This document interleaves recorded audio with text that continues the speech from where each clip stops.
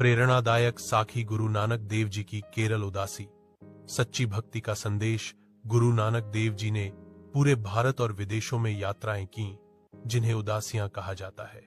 इन्हीं उदासियों में एक यात्रा दक्षिण भारत की ओर थी, जहां वे केरल पहुंचे।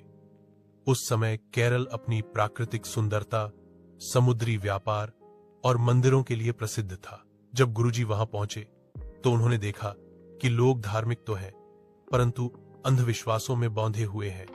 मंदिरों में पूजा हो रही थी, पर बाहर गरीब भूखे बैठे थे। अमीर लोग महंगे भोग चढ़ा रहे थे, पर किसी को दया और सेवा का भाव नहीं था। गुरु नानक देव जी ने बहुत सरल शब्दों में लोगों को समझाया, भाइयों, ईश्वर को केवल फूल, धूप या सोने, चांदी की भेंट से प्रसन्न नहीं किया जा सकता। वह तो हर दिल में वास करता है।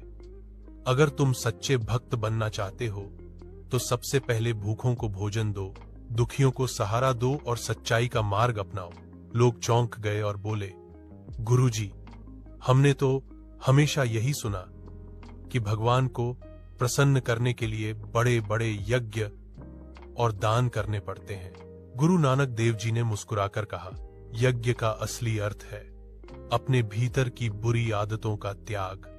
दान का असली रूप है अपने श्रम की कमाई में से दूसरों के साथ बांटना, और पूजा का असली फल है दिल में प्रेम और दया का वास।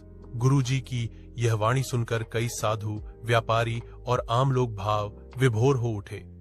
उन्होंने वहीं से यह प्रण लिया कि अब वे केवल बाहरी दिखावे में नहीं, बल्कि सच्चे प्रेम और सेवा के मार्ग पर चलेंगे। गुरु नानक देव जी ने यह भी कहा, सच्चा धन वही है जो जरूरतमंदों की सेवा में लगे।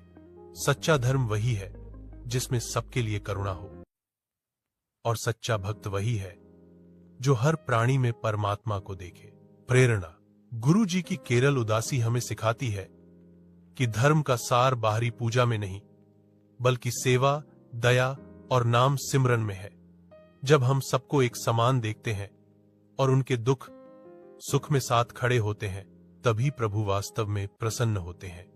अगर आपको यह साखी अच्छी लगी तो कमेंट बॉक्स में वाहे गुरु जी जरूर लिखें।